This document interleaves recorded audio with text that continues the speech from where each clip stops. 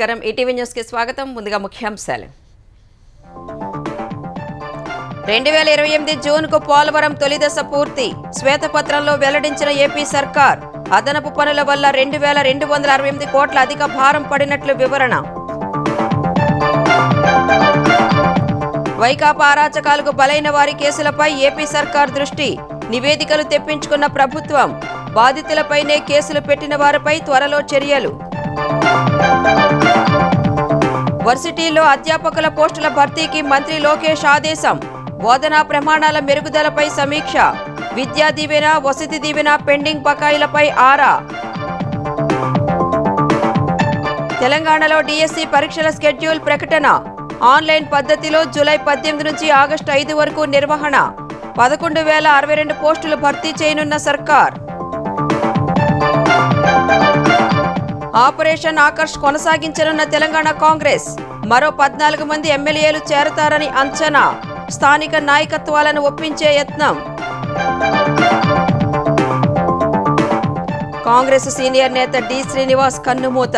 గుండెపోటే కారణమన్న కుటుంబ సభ్యులు.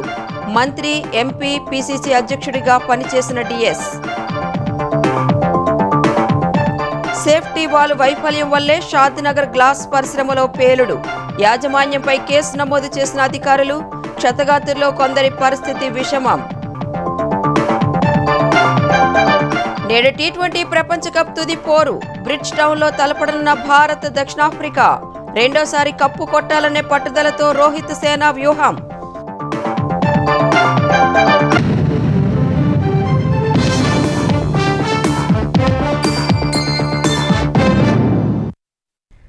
జగన్ ప్రభుత్వ హయాంలో పోలవరం ప్రాజెక్టు పూర్తిగా విధ్వంసమైందని ఏపీ సర్కార్ విడుదల చేసిన శ్వేతపత్రం స్పష్టం చేసింది. 2020 జూలై నుంచి 2024 జూన్ వరకు ప్రధాన డ్యాం, డయాఫ్రామ్ వాళ్లకు సంబంధించిన ఏ పనులు చేయలేదని తేల్చింది. రివర్స్ టెండర్లతో నిధులు ఆదా చేశామని చెబుతున్నా అదనపు పనుల పేరుతో 2,268 కోట్ల రూపాయల అదనపు భారం పడిందని వెల్లడించింది. దెబ్బతిన్న ప్రాజెక్టును కొలిక్కి తెచ్చి 2028 జూన్కు ప్రాజెక్టు తొలిదశ పూర్తి చేస్తామని శ్వేతపత్రంలో ఆంధ్రప్రదేశ్ ప్రభుత్వం స్పష్టం చేసింది. పోలవరం ప్రాజెక్టుపై ముఖ్యమంత్రి చంద్రబాబు విడుదల చేసిన శ్వేతపత్రంలో వైకాపా పాలనలో జరిగిన విధ్వంసానికి సంబంధించి అనేక అంశాలు వెలుగుచూశాయి. 2019 గోదావరి వరదల్లో డయాఫ్రమ్ వాల్ దెబ్బతినలేదని, 2020 భారీ వరదల్లోనే ఈ విధ్వంసం జరిగిందని స్పష్టమైంది. 2020 జూలైలో డయాఫ్రమ్ వాల్ ధ్వంసమైతే 2023 జనవరి వరకు దీనిపై అధ్యయనమే జరగలేదని శ్వేతపత్రం పేర్కొంది. గుత్తేదారుని మార్చకుండా ఉంటే 2020 ఖరీఫ్ నాటికే తొలిదశ ప్రాజెక్టు పనులు పూర్తయ్యేవని వివరించింది. ప్రస్తుతం తొలిదశలో ప్లస్ 41.15 మీటర్ల స్థాయికి నీటిని నిలబెట్టి కుడి ఎడమ కాలువల ద్వారా నీళ్లు 2028 జూన్ నాటికి అందించాలని అంచనా వేస్తున్నట్లు ప్రభుత్వం ప్రకటించింది. జగన్ ప్రభుత్వ హయాంలో ప్రాజెక్టు సివిల్ పనుల పురోగతి కేవలం 3.84% మాత్రమే ఉన్నట్లు తెలిపింది. పేలవమైన ప్రణాళికతో ప్రాజెక్టుకు భారీ నష్టం వాటిల్లిందని శ్వేతపత్రం స్పష్టం చేసింది. ఎగువ కాఫర్ డ్యాంలలో ఖాళీలను పూర్తి చేయడంలో తగిన సమయంలో స్పందించలేదని, అలాగే ఎగువ కాఫర్ డ్యాం నిర్మాణం పూర్తయితే ముంపులో చిక్కుకునే గ్రామాలకు అవసరమైన పునరావాసం కల్పించలేదని తేటతెల్లం చేసింది. స్పిల్వేకు అప్రోచ్ ఛానల్, కుడి ఎడమ హెడ్ రెగ్యులేటర్లకు అప్రోచ్ ఛానల్ పురోగతి పేలవంగా ఉందని, ఫలితంగా ప్రధాన dam, diaphragm wall, cutoff wall కు తీవ్ర నష్టం జరిగి దిగువ కాఫర్ డ్యాం దెబ్బతిందని వివరించింది. ప్రధాన ఆనకట్ట నిర్మించాల్సిన చోట అగాధాలు ఏర్పడ్డాయని, ఫలితంగా ప్రధాన ఆనకట్టకు సంబంధించిన ఏ పని ప్రారంభం కాలేదని పేర్కొంది. కేంద్ర ప్రభుత్వం పోలవరం అథారిటీ ఆదేశాలను విస్మరిస్తూ పోలవరం గుత్తేదారుణ్ణి జగన్ ప్రభుత్వం మార్చివేసి మేఘా సంస్థకు పనులు అప్పగించిందని శ్వేతపత్రం వివరించింది. రివర్స్ టెండర్ల పేరుతో 628.47 కోట్లు ఆదా చేసినట్లు తేల్చినా ఆ తరువాత ఈ పనుల అమలు సమయంలో కొన్ని స్పెసిఫికేషన్ల మార్పు, ఇతర పనులతో సహా మరికొన్ని అదనపు అంశాలు గుర్తించి 2 తాజా టెండర్లు పిలిచారని పేర్కొంది. ఆ టెండర్ల పనులు అదే మెగా సంస్థకు ఇచ్చారని, ఇలా కొత్త పనులు అప్పచెప్పడం వల్ల అంతకు ముందు రివర్స్ ద్వారా ఆదా చేశామని చెప్పిన 628.47 కోట్ల స్థానంలో 2,268.68 కోట్ల అదనపు భారం పడిందని శ్వేతపత్రం తెలిపింది. పోలవరం ప్రాజెక్టుకు కేంద్రం రీయింబర్స్ చేసిన నిధులను మళ్లీ అదే ప్రాజెక్టుపై వెచ్చించలేదని, అలా 3,385.58 కోట్లు దారి మళ్లించారని స్పష్టం చేసింది. 2024 మే 31 నాటికి కేంద్రం వద్ద 2,697 కోట్ల బిల్లులు పెండింగ్ లో ఉన్నాయని శ్వేతపత్రం వివరించింది. 2019 వరదల సీజన్లో 13.95 లక్షల క్యూసెక్కుల వరద వచ్చినా డయాఫ్రమ్ వాల్ కు ఎలాంటి నష్టం వాటిల్లలేదని స్పష్టం చేసింది. 2020 జూన్ నాటికి ఎగువ కాఫర్ డ్యాం ఖాళీలు మూసివేయలేదని, ఫలితంగా 2020 వరద సీజన్లో 22 లక్షల క్యూసెక్కుల భారీ వరద రావడంతో డయాఫ్రమ్ వాల్ దెబ్బతిందని, ఇతర విధ్వంసాలు చోటు చేసుకున్నాయని శ్వేతపత్రం పేర్కొంది. 2020 జూలై నుంచి 2024 జూన్ వరకు డయాఫ్రమ్ వాల్, ప్రధాన డ్యాం పనులన్నీ స్తంభించిపోయాయని, ఎగువ దిగువ కాఫర్ డ్యాంలలో అదనపు సీపేజీ ఉన్నట్లు గుర్తించారని తెలిపింది. ఇప్పటి వరకు ఆ సీపేజీని నియంత్రించలేదని పేర్కొంది. స్పిల్వేకు ఎగువన నిర్మించిన గైడ్ బండ్ కుంగిపోయిందని, దాన్ని ఇంకా సరిదిద్దాలని వివరించింది. గుత్తేదారుణ్ణి మార్చకుండా ప్రాజెక్టు ప్రణాళిక సక్రమంగా అమలు చేసి ఉంటే 2020 ఖరీఫ్ లో నీరు విడుదల చేసేందుకు వీలుగా ప్రాజెక్టు పూర్తయ్యేదని వివరించింది. పోలవరం సవాళ్లను పరిష్కరించేందుకు ఆఫ్రీ ఇండియా లిమిటెడ్ అంతర్జాతీయ నిపుణుల సేవలు తీసుకోవాలని పోలవరం అథారిటీ నిర్ణయించిందని శ్వేతపత్రం పేర్కొంది.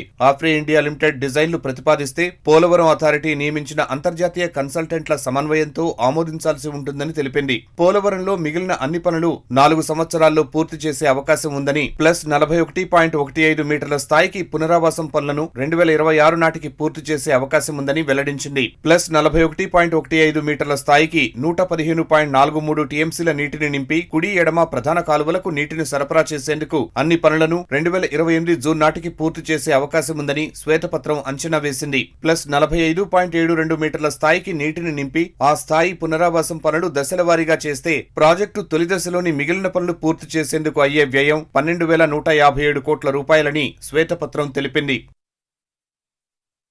వైకాపా హయాంలో కొనసాగిన దాష్టీకాలు, అరాచకాలు, రాజకీయ హత్యలకు సహకరించిన పోలీసు అధికారులపై చట్టపరమైన చర్యలకు ఆంధ్రప్రదేశ్ ప్రభుత్వం సిద్ధమవుతోంది. చట్టాలు, నిబంధనలను పట్టించుకోకుండా వైకాపా నేతలకు బంటుల్లా పనిచేసిన వారిపై కఠిన చర్యలు తీసుకోనుంది. బాధితులపైనే కేసులు పెట్టి వేధించిన వారి జాబితాను సిద్ధం చేస్తోంది. వాటిపై సమగ్ర విచారణ జరిపించి బాధ్యులపై చట్ట ప్రకారం చర్యలు తీసుకోనుంది. 5 ఏళ్ల వైకాపా పాలనలో అమాయకులు ప్రాణాలు కోల్పోయిన ఘటనల నుంచి విపక్షాలపై దాడుల వరకు మొత్తం కేసుల పురోగతిపై ఆంధ్రప్రదేశ్ సర్కార్ దృష్టి సారించింది. కరోనా వేళ మాస్క్ అడిగిన పాపానికి దళిత వైద్యుడు సుధాకర్ ప్రాణాలు తీసిన ఘటన మొదలుకుని అక్కను వేధిస్తున్న వైకాపా మూకల్ని ప్రశ్నించినందుకు వారి చేతిలో హత్యకు గురైన బాలుడు అమర్నాథ్ గౌడ్ కేసు వరకు అన్నింటిపైనా ప్రభుత్వం నివేదికలు తెప్పించుకుంటోంది. మిస్బా ఆత్మహత్య, దళిత యువకుడు కిరణ్ చావుకు కారణం, అబ్దుల్ సలాం కుటుంబం సామూహిక ఆత్మహత్య వంటి ఘటనలన్నింటిపైన వివరాలు సేకరిస్తోంది. డ్రైవర్ సుబ్రహ్మణ్యం మృతదేహం డోర్ డెలివరీ కేసును నీరుగార్చడం వెనుక ఎవరున్నారనే సమాచారం సేకరిస్తోంది. ప్రధానంగా బీసీలు, ఎస్సీలు, ఎస్టీలు, మైనార్టీలపై వైకాపా సర్కార్ హయాంలో సాగిన అణచివేత, హింసాత్మక ఘటనలన్నింటినీ సమీక్షించి వాటిల్లో చట్టవిరుద్ధంగా వ్యవహరించిన పోలీసు అధికారులపై చర్యలు తీసుకోవాలని ప్రభుత్వం భావిస్తోంది. తెలుగుదేశం కార్యాలయంపై వందలాది మంది వైకాపా మూకలు దాడి చేయగా వీడియో ఫుటేజ్, ఫోటోలు ఉన్నా కనీసం ఇప్పటి వరకు ఒక్కరిని కూడా అరెస్టు చేయకపోవడాన్ని ప్రభుత్వం సీరియస్ గా తీసుకుంది. చంద్రబాబు నివాసంపై దండయాత్రగా వెళ్లి దాడికి తెగబడితే ఒక్కరిని అరెస్టు చేయకపోవడంపై అధికారులను నిలదీస్తోంది. గన్నవరం, మాచర్ల తెలుగుదేశం కార్యాలయాలపై దాడి, దహనం చేసిన కేసుల నిర్వీర్యం వెనుక ఉన్న అధికారుల వివరాలు సేకరించింది. మాచర్లలో తెలుగుదేశం నేతలు తోట చంద్రయ్య, కంచర్ల జల్లయ్య హత్యలు అప్పట్లో సంచలనం సృష్టించాయి. వాటితో పాటు 5 ఏళ్లలో తెలుగుదేశం కార్యకర్తల హత్యలు, దాడులకు సంబంధించిన కేసుల పురోగతి వివరాలన్నింటిపై ఎస్పీలను ప్రభుత్వం నివేదికలు కోరింది. వాటిపై సమగ్ర విచారణ జరిపి నిబంధనలు పాటించని వారిపై చట్టపరమైన చర్యలు తీసుకునే అవకాశం ఉంది. వైకాపా హయాంలో ప్రైవేట్ ఆస్తులు, గనులు, వ్యాపారాలను అక్రమంగా స్వాధీనం చేసుకున్నారు. దీనిలో కొందరు అధికారులు భాగస్వాములయ్యారు. వీటిపైన వేర్వేరుగా నివేదికలు సిద్ధం చేస్తోంది. సమగ్ర నివేదిక రూపొందించి ప్రజల ముందు పెట్టాలని ప్రభుత్వం భావిస్తోంది. ఆ తరువాత వారిపై చట్టపరమైన చర్యలు తీసుకోనుంది. మంగళగిరి ఎయిమ్స్లో సమస్యలను సాధ్యమైనంత త్వరలో పరిష్కరిస్తామని ముఖ్యమంత్రి చంద్రబాబు హామీ ఇచ్చారు. సచివాలయంలో ముఖ్యమంత్రి చంద్రబాబుతో మంగళగిరి ఎయిమ్స్ డైరెక్టర్ డాక్టర్ మధుబానందకర్ సమావేశమయ్యారు. నీటి కొరతతో సేవలను విస్తరించలేకపోతున్నామని తెలిపారు. రోజుకు 7 MLDల నీరు అవసరం ఉంటే ట్యాంకర్ల ద్వారా 2 MLDల నీరే అందుతోందని వివరించారు. అటవీ భూమి గుండా పైప్లైన్ నిర్మాణంలో సమస్యలు ఉన్నాయని ఆయన చెప్పారు. విద్యుత్ సరఫరా విషయంలో ఉన్న సమస్యలను కూడా సీఎం దృష్టికి తీసుకువెళ్లారు. 192 ఎకరాలకు గాను 182 ఎకరాలు అప్పగించారని, మరో 10 ఎకరాలు ఇస్తే ఎయిమ్స్ విస్తరణ పనులు చేస్తామని చెప్పారు.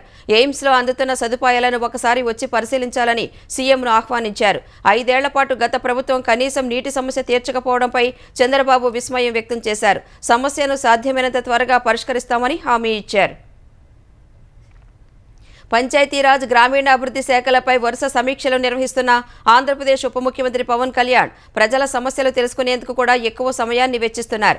అధికారులతో శాఖల వారీగా సమీక్షలు నిర్వహిస్తూనే విజయవాడలోని తన క్యాంపు కార్యాలయానికి వచ్చిన బాధితుల్ని కలుసుకుని వారి నుంచి వినతి పత్రాలు తీసుకుంటున్నారు. సమస్యల పరిష్కారానికి చర్యలు చేపట్టాలని ఆదేశాలు ఇస్తున్నారు. నేడు జగిత్యాల జిల్లా కొండగట్టు అంజన్నను పవన్ కళ్యాణ్ దర్శించుకోనున్నారు. ఎన్నికలకు ముందు వారాహి వాహనానికి కొండగట్టులోనే పూజలు చేసి యాత్రను మొదలుపెట్టారు. అప్పటి మొక్కులు మొక్కులను తీర్చుకునేందుకు ఆయన మరోసారి కొండగట్టుకు వెళ్లనున్నారు. హైదరాబాద్ నుంచి బయలుదేరి ఉదయం 11 గంటలకు పవన్ కొండగట్టుకు చేరుకుంటారు. పూజల అనంతరం తిరిగి హైదరాబాద్ బయలుదేరతారు. పవన్ రాక సందర్భంగా పోలీసులు పటిష్ట భద్రతా ఏర్పాట్లు చేస్తున్నారు. తెలంగాణలో ఉపాధ్యాయ పోస్టుల భర్తీ కోసం నిర్వహించే డిఎస్సి పరీక్షల స్కెడ్యూల్ విడుదలైంది. ఆన్లైన్ పద్ధతిలో జూలై 18 నుంచి ఆగస్టు 5 వరకు నిర్వహించనున్నారు. ఈ మేరకు శుక్రవారం రాత్రి సబ్జెక్టులు, పోస్టుల వారీగా పరీక్షల తేదీలతో కూడిన పూర్తిస్థాయి స్కెడ్యూల్ను పాఠశాల విద్యాశాఖ కమిషనర్ శ్రీ దేవసేన విడుదల చేశారు. గత ఫిబ్రవరిలో నోటిఫికేషన్ సందర్భంగా జూలై 17 నుంచి 31 వరకు పరీక్షలు ఉంటాయని విద్యాశాఖ ప్రకటించగా తాజాగా ఆ తేదీలు కొద్దిగా మారాయి. మొత్తం 13 రోజుల పాటు పరీక్షలు జరగనున్నాయి. జూలై 21, 27, 28, 29, ఆగస్టు 3, 4 తేదీల్లో ఎటువంటి పరీక్షలు ఉండవు. జూలై 18న స్కూల్ అసిస్టెంట్ సాంఘిక శాస్త్రం, భౌతిక శాస్త్రం, పీఈటీతో మొదలై ఆగస్టు 5న లాంగ్వేజ్ పండిట్, హిందీతో పరీక్షలు ముగుస్తాయి. ఆన్లైన్ పరీక్షలు కావడంతో రోజు ఉదయం, మధ్యాహ్నం నిర్వహిస్తారు. మాధ్యమం ఏ రోజు ఏ జిల్లాల వారికి పరీక్ష అనే వివరాలను స్కెడ్యూల్లో పొందుపరిచారు. మొత్తం 11,062 ఉపాధ్యాయ ఖాళీల భర్తీలకు తెలంగాణ వ్యాప్తంగా 2.79 లక్షల దరఖాస్తులు అందాయి. హరితహారం పేరును తెలంగాణ ప్రభుత్వం వన మహోత్సవంగా మార్చింది. వన మహోత్సవానికి కొత్త లోగోను రూపొందించింది. కొత్త లోగోను ముఖ్యమంత్రి రేవంత్ రెడ్డి ఆమోదించారు. వన మహోత్సవం కార్యక్రమంలో భాగంగా ఈ ఏడాది తెలంగాణ వ్యాప్తంగా 20 కోట్ల మొక్కలు నాటాలని ప్రభుత్వం భావిస్తోంది. నగరాలు, పట్టణాల్లో 10 కోట్ల మొక్కలు, గ్రామాల్లో 6 కోట్ల 37 లక్షలు, అటవీ ప్రాంతాల్లో 1,34 లక్షల మొక్కలు నాటాలని లక్ష్యంగా పెట్టుకుంది. గత ప్రభుత్వం 2015 నుంచి 8 విడతల్లో తెలంగాణకు హరితహారం పేరుతో మొక్కలు నాటే కార్యక్రమాన్ని నిర్వహించింది. 2024-25 ఆర్థిక సంవత్సరం మొదటి 2 నెలల్లో తెలంగాణ ఖజానాకు 23,147 కోట్ల రూపాయల ఆదాయం సమకూరింది. పన్నుల ద్వారా వచ్చిన మొత్తం 22,419 కోట్లు కాగా పన్నేతర ఆదాయం 728 కోట్లుగా ఉంది. కంప్ట్రోలర్ అండ్ ఆడిటర్ జనరల్ కాగ్కు తెలంగాణ సర్కార్ ఈ మేరకు ఆదాయ వ్యయ వివరాలు సమర్పించింది. గత ఆర్థిక సంవత్సరం మే నెల వరకు పన్నుల ద్వారా 20,097 కోట్లు వచ్చాయి. అంటే ఈ ఏడాది 2 నెలల్లో పన్ను ఆదాయం నిరుడితో పోలిస్తే 2,400 కోట్లు పెరిగింది. ఏప్రిల్ నెలతో పోలిస్తే మే నెలలో పన్ను ఆదాయం స్వల్పంగా తగ్గింది. పన్నుల రూపంలో ఏప్రిల్లో ఖజానాకు 11,464 కోట్లు రాగా మే నెలలో ఆ మొత్తం 10,954 కోట్లకు తగ్గింది. అత్యధికంగా జీఎస్టీ ద్వారా 8,187 కోట్లు రాగా అమ్మకం పన్ను రూపంలో 5,459 కోట్లు సమకూరాయి. ఎక్సైజ్ పన్నుల రూపంలో 3,321 కోట్లు, స్టాంపులు, రిజిస్ట్రేషన్ల ద్వారా 2,189 కోట్లు, కేంద్ర పన్నుల్లో వాటాగా 1,817 కోట్లు ఖజానాకు చేరాయి. ఇతర పన్నుల రూపంలో 1,443 కోట్లు వచ్చాయి. ఏప్రిల్, మే నెలల్లో కేంద్రం నుంచి గ్రాంట్ల రూపంలో ₹1 కూడా రాలేదు. ఆర్థిక సంవత్సరం మొదటి 2 నెలల్లో తెలంగాణ ప్రభుత్వం రుణాల ద్వారా 7,386 కోట్ల రూపాయలు సమకూర్చుకుంది. అన్ని రకాలుగా ఖజానాకు 30,534 కోట్ల రూపాయలు రాగా అందులో ప్రభుత్వం 28,493 కోట్ల రూపాయలు ఖర్చు చేసింది. ఏప్రిల్ నెలలో రెవెన్యూ మిగులు 1,020 కోట్లుగా చూపిన ప్రభుత్వం మే నెల ముగిసే నాటికి రెవెన్యూ లోటు 328 కోట్లుగా పేర్కొంది. తెలంగాణలో 65 స్థానాలు దక్కించుకుని ప్రభుత్వాన్ని ఏర్పాటు చేసిన కాంగ్రెస్ పార్టీ అసెంబ్లీలో సంఖ్యాబలాన్ని పెంచుకునే దిశలో ముందుకు వెళుతోంది. ప్రతిపక్షంగా కొనసాగుతున్న భారాస శాసనసభ పక్షాన్ని కాంగ్రెస్ పార్టీలో విలీనం చేసుకునేందుకు కసరత్తు చేస్తోంది. ఆపరేషన్ ఆకర్ష్ పేరుతో కొనసాగుతున్న చేరికల పరంపర మరింత ఉధృతమయ్యే అవకాశాలు ఉన్నట్లు పార్టీ వర్గాలు చెబుతున్నాయి. ఇప్పటికే Khairatabad MLA Danam Nagender, station Ghanpur MLA Kadiyam Srihari, Bhadrachalam MLA Tellam Venkatrao, Banswada MLA speaker Pocharam Srinivasa Reddy, Jagtial MLA Sanjay Kumar, Chevella MLA Kale యాదయ్యలు కాంగ్రెస్ పార్టీ తీర్థం పుచ్చుకున్నారు. మరో 13 నుంచి 14 మంది ఎమ్మెల్యేలు హస్తం పార్టీలో చేరేందుకు సుముఖంగా ఉన్నట్లు అధికార పార్టీ వర్గాలు చెబుతున్నాయి. హైదరాబాద్, కరీంనగర్, వరంగల్, ఆదిలాబాద్, నిజామాబాద్ ఉమ్మడి జిల్లాల నుంచి కాంగ్రెస్ పార్టీలో చేరికలు అధికంగా ఉంటాయని పీసీసీ వర్గాలు వెల్లడిస్తున్నాయి. ఎమ్మెల్యే సంజయ్ కుమార్ చేరికతో సీనియర్ నేత జీవన్ రెడ్డి అలకబోనడంతో చేరికల విషయంలో ఒక విధానాన్ని పాటించాలని పార్టీ అధిష్టానం ఆదేశించినట్లు తెలుస్తోంది. ఈ నేపథ్యంలో స్థానిక నాయకత్వం ఏకాభిప్రాయం వ్యక్తం చేస్తూనే ఎమ్మెల్యేల చేరికకు గ్రీన్ సిగ్నల్ లభిస్తుందని పార్టీ వర్గాలు చెబుతున్నాయి. కాంగ్రెస్ సీనియర్ నేత, రాజ్యసభ మాజీ సభ్యుడు డి శ్రీనివాస్ కన్నుమూశారు. హైదరాబాద్లోని నివాసంలో తెల్లవారుజామున 3 గంటలకు ఆయన తుదిశ్వాస విడిచారు. గుండెపోటుతో డి. శ్రీనివాస్ మరణించినట్లు కుటుంబ సభ్యులు తెలిపారు. 1948 సెప్టెంబర్ 27న నిజామాబాద్లో డిఎస్ జన్మించారు. 1989, 1999, 2004లో 3 సార్లు ఎమ్మెల్యేగా గెలిచారు. ఉమ్మడి ఆంధ్రప్రదేశ్లో మంత్రిగా, పీసీసీ అధ్యక్షుడిగా సేవలందించారు. 2014 తర్వాత తెరాసలో చేరిన డి. శ్రీనివాస్ ఆ పార్టీ ప్రభుత్వ సలహాదారుగా, రాజ్యసభ సభ్యుడిగా కొనసాగారు. తర్వాత తెరాసతో విభేదించి కాంగ్రెస్లో చేరారు. కొద్ది రోజులుగా అనారోగ్యంతో బాధపడుతున్న డిఎస్ ఇవాళ తుదిశ్వాస విడిచారు. నిజామాబాద్ మేయర్గా పనిచేసిన సంజయ్ డి. శ్రీనివాస్ పెద్ద కుమారుడు. నిజామాబాద్ భాజపా ఎంపీ ధర్మపురి అరవింద్ ఆయన రెండో కుమారుడు. న్యాయ వివాదాలను పరిష్కరించి విశ్వవిద్యాలయాల్లో అధ్యాపక పోస్టుల భర్తీకి చర్యలు తీసుకోవాలని అధికారులను ఆంధ్రప్రదేశ్ విద్యాశాఖ మంత్రి లోకేష్ ఆదేశించారు. విశ్వవిద్యాలయాల రేటింగ్ పెంచేందుకు ప్రణాళికాబద్ధంగా చర్యలు ఉండాలన్నారు. సచివాలయంలో, కళాశాలలు, విశ్వవిద్యాలయాల్లో చేపట్టాల్సిన మార్పులు, ప్రమాణాల మెరుగుదలకు తీసుకోవాల్సిన చర్యలపై మంత్రి సమీక్షించారు. డిగ్రీ కళాశాలల్లో అధ్యాపక బదిలీలు పారదర్శకంగా జరగాలన్నారు. గత 10 ఏళ్లలో డిగ్రీ కళాశాలల్లో ప్రవేశాలపై నివేదిక ఇవ్వాలని కోరారు. విద్యా ప్రమాణాలను పెంచేందుకు ఏం చర్యలు తీసుకోవాలో అధ్యయనం చేసి వివరాలు సమర్పించాలని ఆదేశించారు. విద్యా దీవెన, వసతి దీవెన కింద వైకాపా ప్రభుత్వం 3,480 కోట్లు బకాయిలు పెట్టిందని విమర్శించారు. దీంతో రాష్ట్ర వ్యాప్తంగా 6 లక్షల మంది విద్యార్థుల సర్టిఫికేట్స్ కళాశాలల్లోనే నిలిచిపోయాయని మండిపడ్డారు. ఆయా విద్యాసంస్థలతో మాట్లాడి విద్యార్థులకు సర్టిఫికేట్స్ అందించడానికి చర్యలు తీసుకోవాలని అధికారులను లోకేష్ ఆదేశించారు. ఏపీపీఎస్సీలో నిర్వహించాల్సిన పరీక్షలపైన ఈ సమీక్షలో చర్చించారు.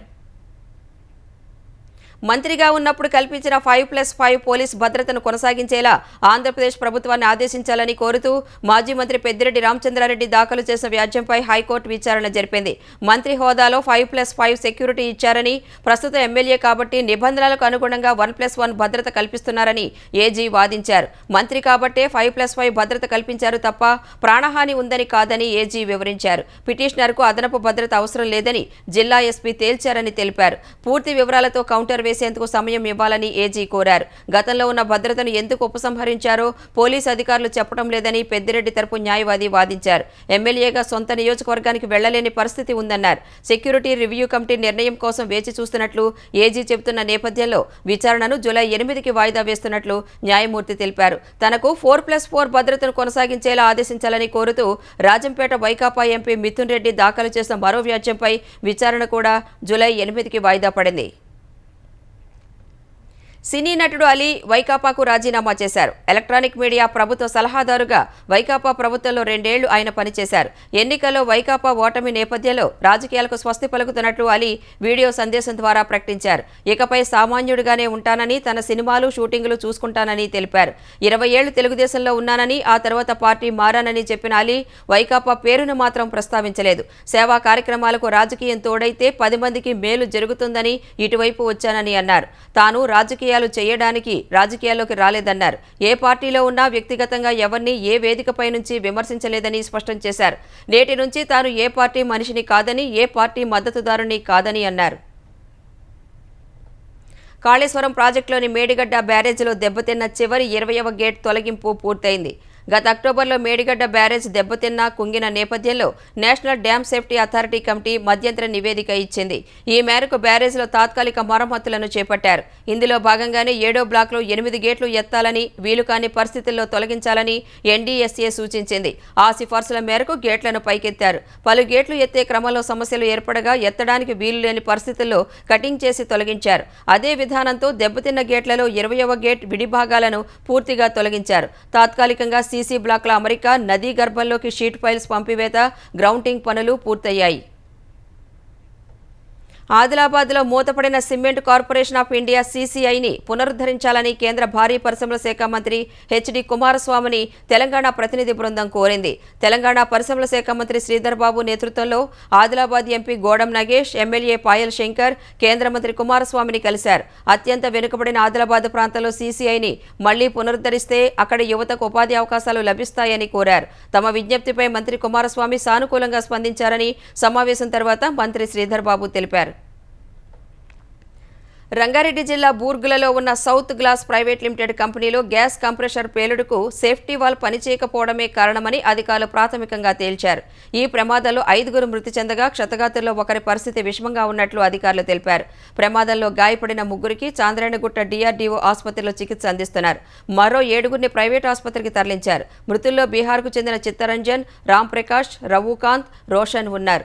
ఒడిశాకు చెందిన రతన్ దేవరియా కూడా ప్రాణాలు కోల్పోయినట్లు తెలిపారు. ప్రమాద సమయంలో దాదాపు 115 మంది కార్మికులు పనిచేస్తున్నారు. ప్రమాద స్థలిని రంగారెడ్డి జిల్లా collector K Shashank, Shamshabad DCP Rajesh, RDO పరిశీలించారు. షాద్నగర్ ప్రమాదంపై విచారం వ్యక్తం చేసిన ముఖ్యమంత్రి రేవంత్ రెడ్డి క్షతగాతులకు మెరుగైన చికిత్స అందించాలని జిల్లా కలెక్టర్ను ఆదేశించారు. ఈ ప్రమాదంపై భారాస అధినేత కేసీఆర్, మాజీ మంత్రులు కేటీఆర్, హరీష్ రావు దిగ్భ్రాంతి వ్యక్తం చేశారు. మరణించిన వారి కుటుంబాలను ఆదుకోవాలని, గాయపడిన వారికి మెరుగైన వైద్య సేవలు అందించాలని ప్రభుత్వాన్ని కోరారు. అణు సామర్థ్యం గల స్వల్ప మధ్యశ్రేణి క్షిపణుల తయారీని పునః ప్రారంభిస్తామని శుక్రవారం రష్యా అధ్యక్షుడు వ్లాదిమిర్ పుతిన్ అమెరికాను హెచ్చరించారు. ఈ క్షిపణులను ఆసియా, ఐరోపాలో అగ్రరాజ్యం మోహరించిందన్న వార్తల నేపథ్యంలో పుతిన్ ఈ వ్యాఖ్య చేశారు. స్వల్ప మధ్యశ్రేణి అణు క్షిపణులను ధ్వంసం చేయాలని 1987లో అమెరికా, రష్యా మధ్య intermediate range nuclear forces INF ఒప్పందం కుదిరింది. అయితే మాస్కో దీన్ని ఉల్లంఘిస్తోందని పేర్కొంటూ 2019లో ఆ ఒప్పందం నుంచి అమెరికా వైదొలిగింది. ఈ క్షిపణి వ్యవస్థలను అమెరికా తయారు చేస్తోందని ఇప్పుడే తమకు తెలిసిందన్న పుతిన్ ఒప్పందం నుంచి అమెరికా వైదొలిగినా తాము మాత్రం వాటిని ఉత్పత్తి చేయలేమన్నారు. ఇప్పటికే డెన్మార్క్లో విన్యాసాల కోసం వాటిని ఐరోపాకు అమెరికా తీసుకొచ్చిందని, అవి ఫిలిప్పీన్స్లోనూ ఉన్నాయని ఇటీవల ప్రకటించిందని గుర్తు చేశారు. దీన్ని బట్టి చూస్తే తాము కూడా ఈ ఆయుధ వ్యవస్థను తయారు చేసుకోవాలని పుతిన్ వ్యాఖ్యానించారు. పలు పరీక్షల నిర్వహణలో అవకతవకలపై విమర్శలు కొనసాగుతున్న వేళ ఇటీవల రద్దు చేసిన, వాయిదా వేసిన పరీక్షల కొత్త తేదీలను నేషనల్ టెస్టింగ్ ఏజెన్సీ NTA తాజాగా ప్రకటించింది. జూన్ 18న పరీక్ష నిర్వహించి ఆ తర్వాత రోజే రద్దు చేసిన UGC నెట్ పరీక్షను ఆగస్టు 21 నుంచి సెప్టెంబర్ 4 వరకు నిర్వహించనున్నట్లు ప్రకటించింది. ఈసారి ఆఫ్లైన్ విధానంలో ఒకే రోజులో నెట్ పరీక్షను నిర్వహించారు. డార్క్ నెట్లో ప్రశ్నాపత్రం లీక్ అయిందని, టెలిగ్రామ్ యాప్లో సర్క్యులేట్ అయిందని పరీక్షను రద్దు చేసినట్లు కేంద్ర విద్యాశాఖ మంత్రి ధర్మేంద్ర ప్రధాన్ తెలిపారు. అటు ముందస్తు చర్య వాయిదా వేసిన CSIR UGC నెట్ జూలై 25 నుంచి జూలై 27 వరకు జరగనుంది. జూన్ 12న షెడ్యూల్ చేసి కొన్ని గంటల ముందు వాయిదా పడిన national common entrance test NCET July 10న నిర్వహించనున్నట్లు NTA ప్రకటించింది. భారీ వర్షాల కారణంగా దేశ రాజధాని ఢిల్లీలో శుక్రవారం జనజీవనం అస్తవ్యస్తమైంది. పలుచోట్ల రోడ్లపై వరద నీరు నిలిచి వాహన రాకపోకలకు తీవ్ర అంతరాయం ఏర్పడింది. వర్షం కారణంగా వేర్వేరు చోట్ల జరిగిన ప్రమాదాల్లో 5గురు ప్రాణాలు కోల్పోయారు. మృతుల్లో 2 చిన్నారులు ఉన్నట్లు పోలీసులు తెలిపారు. న్యూ ఉస్మాన్పూర్లో వర్షపు నీరు నిండిన కాలువలో ఆడుకుంటూ చిన్నారులు మునిగిపోయారని చెప్పారు. మరో ఘటనలో షాలిమార్ బాగ్ ప్రాంతంలో ఓ అండర్ పాస్ వద్ద వరద నీటిలో మునిగి 20 ఏళ్ల వ్యక్తి మృతి చెందాడు. రోహిణిలోని ప్రేమ్నగర్ ప్రాంతంలో 39 ఏళ్ల వ్యక్తి లైవ్ వైర్కు తగిలి విద్యుత్ ఆఘాతానికి గురై మరణించాడు. ఢిల్లీ విమానాశ్రయంలో టెర్మినల్ పైభాగం కూలి క్యాబ్ డ్రైవర్ ప్రాణాలు విడిచాడు. మరోవైపు ఉత్తరప్రదేశ్లోని గ్రేటర్ నోయిడాలో నిర్మాణంలో ఉన్న ఇంటి వద్ద గోడ కూలి 3 పిల్లలు ప్రాణాలు కోల్పోయారు. 5గురు గాయపడ్డారు. ఢిల్లీలో శుక్రవారం 228.1 మిల్లీమీటర్ల వర్షపాతం నమోదైంది. గత 88 ఏళ్లలో జూన్ నెలలో ఓ రోజు అత్యధికంగా వర్షం కురవడం ఇదే తొలిసారి. ఢిల్లీలో రికార్డు వర్షపాతం వెనుక బహుళ రుతుపవన వాతావరణ వ్యవస్థలు ఉన్నట్లు వాతావరణ శాఖ తెలిపింది. భారీ వర్షాల నేపథ్యంలో సహాయక చర్యల కోసం ఎమర్జెన్సీ కంట్రోల్ రూమ్ను ఢిల్లీ ప్రభుత్వం ఏర్పాటు చేసింది. రెస్క్యూ టీమ్స్ను సిద్ధం చేసింది. బీహార్లో మరో వంతెన కుప్పకూలింది. ఈ ఘటనతో 10 రోజుల వ్యవధిలో కూలిన వంతెనల సంఖ్య 5కు చేరింది. తాజాగా మధుబని జిల్లాలోని బేజా పోలీస్ స్టేషన్ పరిధిలో తాజాగా మరో వంతెన కూలింది. ఇది నేపాల్ సరిహద్దుకు సమీపంలో ఉందని తెలుస్తోంది. 75 మీటర్ల పొడవైన వంతెన కూలగా గ్రామీణాభివృద్ధి విభాగం అధికారులు దీనిపై స్పందించలేదు. అయితే కొన్ని రోజుల క్రితం ఒక పిల్లర్ కొట్టుకుపోయినట్లు సంబంధిత వర్గాలు ధృవీకరించాయి. భూతాహి నదిపై సుమారు 3 కోట్ల రూపాయలతో వంతెన నిర్మిస్తున్నట్లు తెలిపాయి. ఈ ఘటనపై విచారణ జరిపి నివేదికను సమర్పించాలని జిల్లా యంత్రాంగాన్ని కోరామని సంబంధిత వర్గాలు పేర్కొన్నాయి. బీహార్లో మరో వంతెన కూలడంపై RJD నేత తేజస్వి యాదవ్ X వేదికగా నితీష్ కుమార్ సర్కార్పై విమర్శలు గుప్పించారు. వంతెన ఎందుకు కూలిందో ఊహించాలని నెటిజన్లను తేజస్వి ప్రశ్నించారు. బీహార్లో ఇంతకుముందు అరారియా, సివాన్, తూర్పు చంపారన్, కిషాన్గంజ్లలో వంతెనలు కూలాయి.